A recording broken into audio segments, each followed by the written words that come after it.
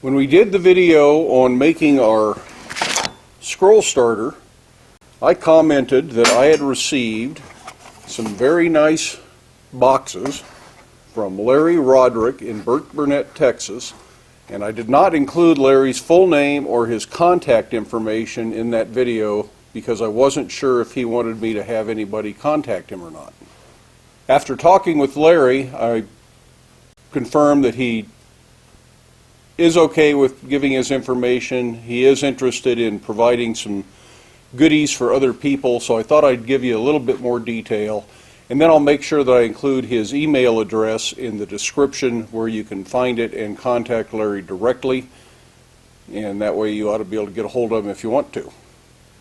So what Larry sent me was largely a bunch of sucker rod, but Larry also deals in forge lining parts, specifically Kaowool insulation. I think he has some other things.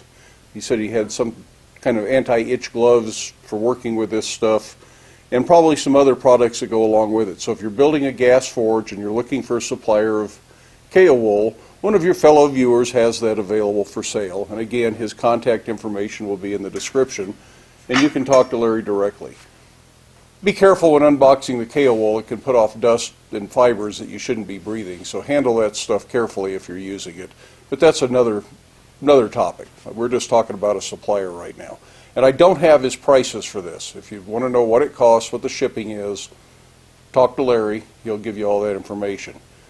But the main thing that he was sending was sucker rod. And I got 2 of these large flat rate boxes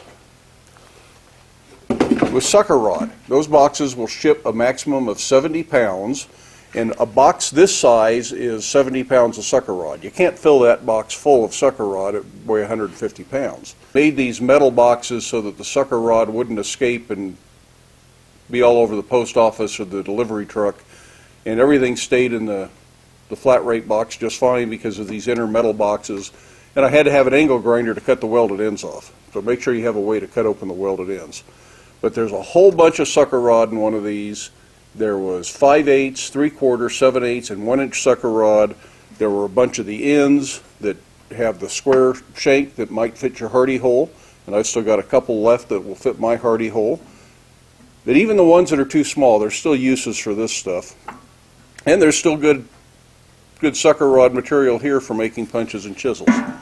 This stuff is almost always a good alloy steel, suitable for punches, some chisels. It's not a good hot work steel, but it's a very tough, abusable steel. Great for hardy tools, rivet sets, monkey tools, things like that.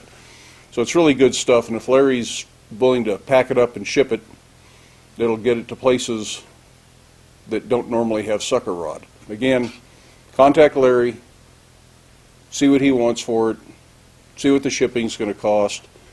I'm going to send these metal boxes back, so the next person that orders from him will get their stuff in these same metal boxes, and I think he would like to have the boxes back so he doesn't have to weld up a new set of boxes every time. I also had a comment. I had mentioned I don't know what this coupling is, and somebody on the comments section mentioned that they think it's 1045 or 4135, something of that sort, so another medium carbon steel very similar to the sucker rod, and the only reason it is shiny is because it is polished so that it runs in the well casing better. So it's entirely possible this is something good to use. I haven't tested it or tried it out yet, so I'm not sure what you would do with it. And I'm also not sure what I would do with a hardenable piece of threaded coupling there. But there's bound to be some kind of an anvil tool that you need, a cupping tool of some sort, that would be really good for. Anyways, if you need sucker rod or some Kaowool insulation or Insawool for your gas forge or some of the things that go along with that, get a hold of Larry. He apparently has his stuff available and is happy to send it out to you. So that's it for today. Get out to the shop, make something. Do stay safe. Wear your safety glasses. We'll talk to you later.